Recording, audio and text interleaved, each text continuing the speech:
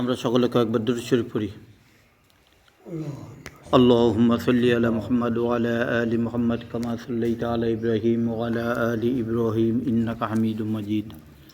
আল্লাহুম্মা বারিক আলা মুহাম্মাদ ওয়া আলা আলি মুহাম্মাদ কামা বারাকতা আলা ইব্রাহিম ওয়া আলা আলি ইব্রাহিম ইন্নাকা হামিদুম মাজিদ।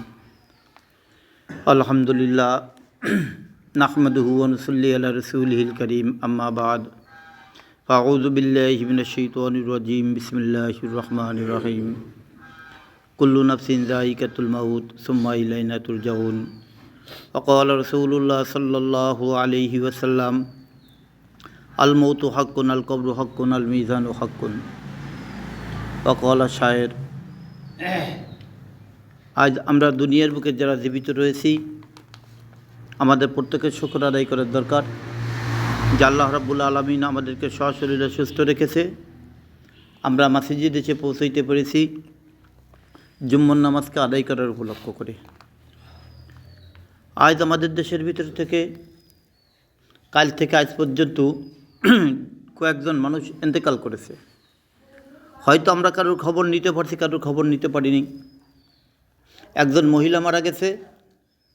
ফজরের নামাজ মহিলা পড়ছে। ফজরের নামাজ পড়ার পরে ওই জাই নামাজের পরেই তার মৃত্যু হয়ে গেছে। ডাইন হাতে তসবিহ রয়েছে, ডাইন হাতটা তার মাথার তলে রয়েছে। সে মতো অবস্থায় সে ইন্তেকাল করেছে। আজকে সকালবেলার মৃত্যুর খবর আমাদের দেশেরই একজন বিশিষ্ট মুরব্বী এবং হাফেজ জনাব মোস্তফা চৌধুরী চুন্নু, উনি আজ সকালে অ্যাক্সিডেন্ট করে ইন্তেকাল করেছে। খুলনা না ঢাকা। ওনার ছেলের সাথে ফোনে কথা বলছে। বড় ছেলের ফোনে বলছে যে আজকে মাদ্রাসা যে এতিমরা রয়েছে, শুক্রবার ওদের জন্য খাবারের ব্যবস্থা করো, গরু ধোবে দেবে, ওই যে বাজারে সেই গোশ আনতে বলছে, আমি আসতেছি, একটু করো। উনি একটা রোড পার হতে দিয়ে অ্যাক্সিডেন্ট করে জায়গায় মারা গেছে। মারা যাওয়ার সাথে সাথে ফোন এসে গেছে ওনার ছেলের কাছে যে কিছুক্ষণ আগে যে কথা বললো উনি আপনার কী হয়, 1 মিনিট বা 2 মিনিট টাইম গেছে, তার ভিতরে ফোন হয়েছে। বলে কেন? কাছে উনি ইন্তেকাল করেছে। ইন্না লিল্লাহি ওয়া ইন্না ইলাইহি রাজিউন। হয়তো এখন ওনার মোরা দেহ এখনও দেশে আসতে পারিনি, আনার জন্য গেছে, আসবে, তারপরে জানাতে হবে। তাই আমরা মৃত্যুকে কেমন স্মরণ করি, মৃত্যু আমাদের কাছে কেমন? আমরা তো মৃত্যুকে স্মরণ করি না। অন্তরের থেকে কেউ মৃত্যুকে স্মরণ করে না। সকলেই মনে করে যে আমি বুঝি কিছুদিন বাঁচবানি, আমি বুঝি কিছুদিন থাকবানি। মানুষের মৌত কেমন মৌত? গত পরশু দিন এক জায়গায় বসে অনেক কথাবার্তা বলি হলো। উনি আওয়ামী লীগ করতো, ওনার আওয়ামী লীগের কথা নিয়ে উনি কথা বলার পরে লাস্টেই বললো যে ভাই, এতদিন যা মনে করছি আর না করছি, এখন কিন্তু থমকে গেছি। শেখ হাসিনার ফাঁসির অর্ডার হয়েছে, এটা কাটিয়ে আসতে ওইটা অনেক দেরি হবে, তোমাদের কাজ তোমরা চালাই দাও। উনি নর্মাল ছুরি বল্লাটি দোকানের দ্বারে বসে আসরের নামাজ পড়ার পর আসরের নামাজ পড়ার পরে বসে উনি আমার এই কথাটা বলতেছে। আজকে সে দুনিয়ার থেকে চলে গেছে। আপনাদের আমাদের ওপর থেকে দুনিয়ার থেকে যেতে হবে। দুনিয়ার থেকে যাওয়ার পরে আমরা কি নিয়ে যাব, কি রেখে গেলাম, কি নিয়ে গেলাম, এটাই লক্ষ্য করতে হবে। আজ সেই মোস্তফা চৌধুরী, সে কিছু করি নেই, কোনো আমল আকলাক কোনো কিছু না থাকুক, সে একটা হাফেজ ছিল, কোরআনের হাফেজ। আজকে তার একটা ছেলে হাফেজ মৌলানা, আর একটা ছেলে হাফেজ মৌলানা মুফতি, এবং বাংলায় হচ্ছে সে মাস্টার্স পাস। হয়তো আমরা কেউ খবর রাখি বা রাখি না। এত দূর সেই সুশিক্ষায় শিক্ষিত করেছে। একটা মেয়ে সে মৌলানা, সেই মেয়ের বাসায় গেছিলো, আমার বলে গেছিলো যে আমি আমার মেয়ের বাসায় যাচ্ছি।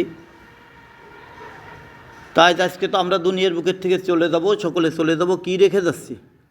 সুদখোর আর ঘুষখোর, মিথ্যা কথা, জিনাবাদী, গাঁজাখোর, এইগুলোকে সন্তানদেরকে পাইলে ঘরের ভিতরে রেখে যাচ্ছি। তাদের জন্য রক্ত দেওয়ার জন্য রাজি হয়ে যাচ্ছি, তাদের জন্য আমরা জান দিতেছি, তাদের জন্য আমরা অর্থ দিতেছি। কি করছো দুনিয়ায় বসে বসে? কবরের খবর নাও, যে কবরে গেলে কোন অবস্থা হবে। অনেকে বলে কে যার যার গোর হিসাব। হ্যাঁ, আমিও বলি গোর হিসাব। তুমি যে গড়ে যাবা, তুমি যে কবরে যাবা, আল্লাহ তো কোরআনের আয়াত দিয়ে দেছে। আল্লাহ বলতেছে রব্বিরহামহুমা কামা রব্বায়ানি সগীরা। আল্লাহ বলতেছেন, হে আমার বান্দা সম্প্রদায়, তোমরা দুনিয়ার বুকে বসে বসে তোমাদের মা বাবার জন্য দোয়া করো, তোমাদের মুরব্বী আত্মীয় স্বজনদের জন্য দোয়া করো। হ্যাঁ, দোয়া যদি অন্তরের থেকে করা হয় তাহলে কিন্তু আল্লাহ তাআলা যার নাম ধরে দোয়া করবে আল্লাহ তার গুনাহ মাফ করে দেবে। একেবারে সব গুনাহ মাফ করবে না। সুদখোর একজন মারা গেছে আমার আপনজন, আমি তার জন্য দোয়া করলাম, আল্লাহ কয়ে তোর দোয়া আমি কবুল করি না। যে সুদখোর, সুদখোরের সাথে আল্লাহর যুদ্ধ। যে ঘুষখোর, ঘুষখোরের সাথে আল্লাহর কি যুদ্ধ চলতেছে। যে পরের মালকে আত্মসাৎ করে খাচ্ছে, আল্লাহ তাআলা তার সাথে যুদ্ধর ঘোষণা দিয়েছে। যে সত্য কথা বলে না সমাজের বুকে, আল্লাহ তাআলা তার সঙ্গে যুদ্ধ ঘোষণা করেছে, যদি সে তওবা না করে। তওবা কি না করে? তওবা না করে। গার শক্তি আর গার বল কতদিন থেকে মানুষের 40, 45 বছর, 35 বছর, 20 বছর, 10 বছর, 15 বছর, এই থেকে আর থেকে না। বনি ইসরাইলদের ভিতরে আমরা অনেকে শুনেছি বনি ইসরাইলরা ছিল সবচাইতে ইসলামেরই সবচাইতে বড় শত্রু। এরা প্রশ্নবিদ করতো। আজকে বনি ইসরাইল আল্লাহ দুনিয়ার বুকে অনেকটা বানাই দিয়েছে। বনি ইসরাইল বলে সে কী রকমের? একজন ছিল বনি ইসরাইলের ভিতরে কী ছিল? খোড়া। আরেকজন ছিল টাক পড়া, আর একজন ছিল কানা। ওই খোড়ার ভিতরে কিন্তু কুষ্ঠরোগ ছিল, তার গতর বেড়া ঘা পাসরা ছিল। এই তিনটা লোক ছিল।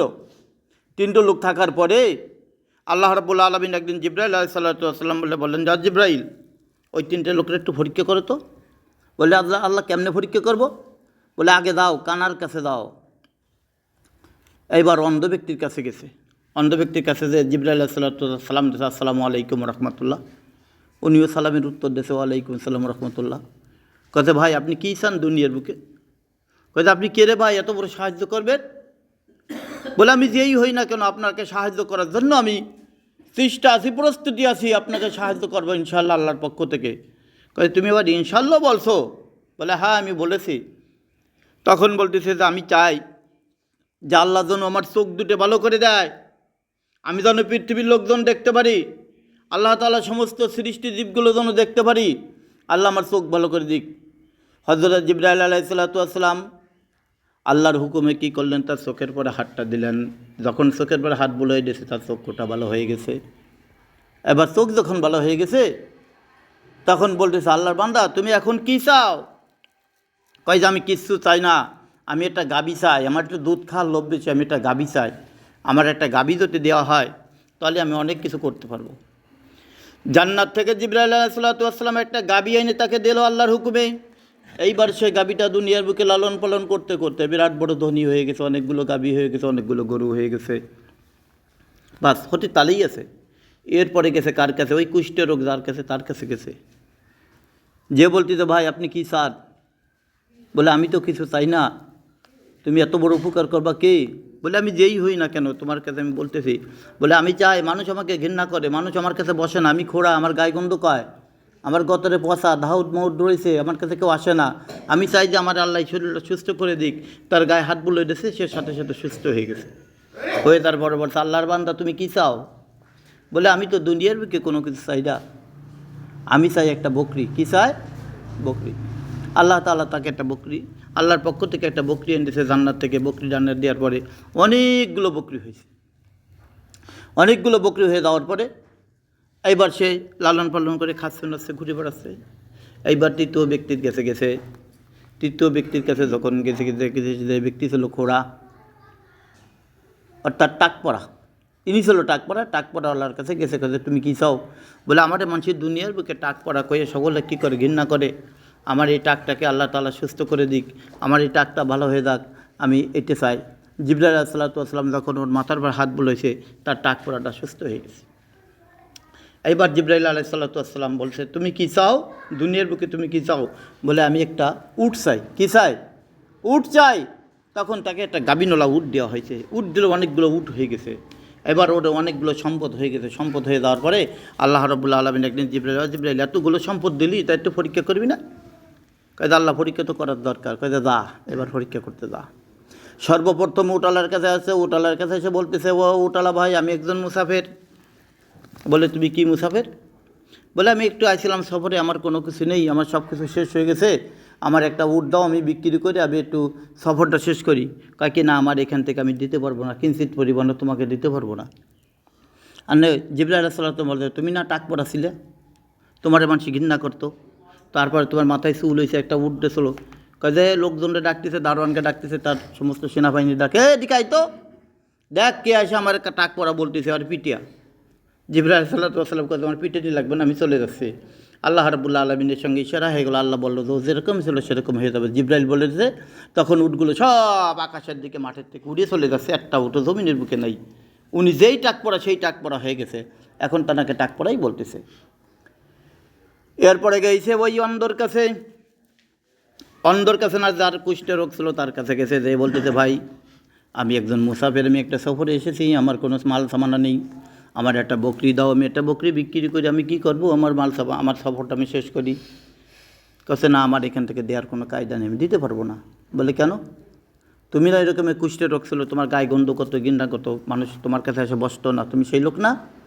তাহলে কয় কি, তুমি না গরিব ছিলা, তারপরে তোমার একটা বকরি দিয়েছিল একজনের, সেই বকরির থেকে এতগুলো হয়েছে, কয় কি এলো আমার বাপ দাদার পক্ষ থেকে এই সম্পদ আসছে।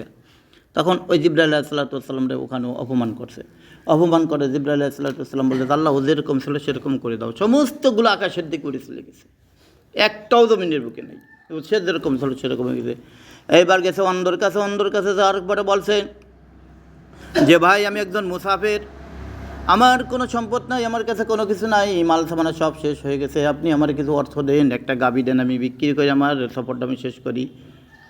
অন্ধ ব্যক্তি ডাক দিয়ে বলতেছেন, ও ভাই তুমি কি, তোমাকে আমি চিনি না, আমার কোনো সম্পদ ছিল না, আমি অন্ধ ছিলাম, আমার চক্ষুটাকে একজন ভালো করে দিয়ে গেছে, আর আমার এই সমস্ত একটা গাভী দিয়ে গেছিলো, গাভীর থেকে এতগুলো গাভী হয়েছে, তোমার যে কয়টা এইখান থেকে গরু মনে কয় গরু তুমি নিয়ে যেতে বলো, বলদগুলো নিয়ে যাও, বিক্রি করে তোমার সফরকে তুমি শেষ করে দাও।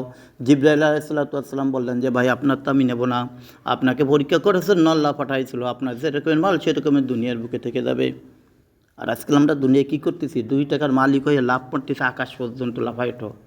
মনে কি করো যে আবার বাবা পরের জমিনে কিষেন বয় খাইছে, আমার বাবা খয়রাত করে খাইছে, আমার দাদা কিষেন বয় খাইছে, খয়রাত করে খাইছে, আজকে 2 টাকার মালিক হইয়া আজকে পৃথিবীর বুকে আইসে সব ভুলে যে গরিব মিসকিনদেরকে মসজিদ মাদ্রাসা সব ভুলে গেছো।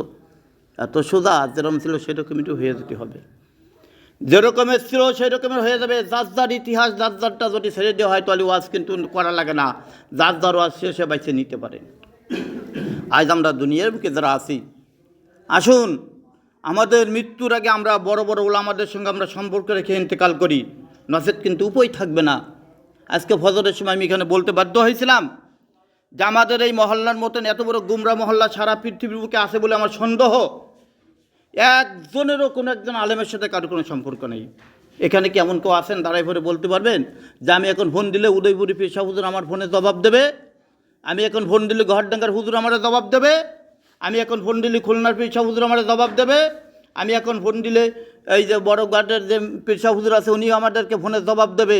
এরকম কেউ থাকলে এখানে বুক টান টান করে বলেন যে আমি আসি, আমার দিতে পারে, ইনশাল্লাহ আমি দিলে দিতে পারে। আমি এখন ফির সাহেবদেরকে ফোন দেবো যে হুজুর এই সমস্যা আছে, আমি এই মশলা পারতেছি না, তারা সাথে সাথে আমার ফোনে টাকা যদি না থাকে তারা ব্যাক করে আমার জবাব দিয়ে দেবে। আসুন আমরা ওলামাই কিরামদের সঙ্গে সম্পর্ক করি। আমি আপনি ইন্তেকাল করার পরে তারাও যদি আমাদের কাছে যদি আসতে দাওতে নাও পারে, তারা আজকে দূরে বসে বসে আমাদের কাছে আমাদের জন্য দোয়া করতে থাকবে।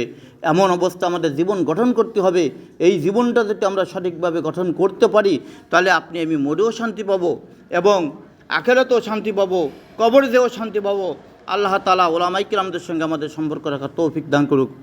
আমরা সকলে বলে আমিন।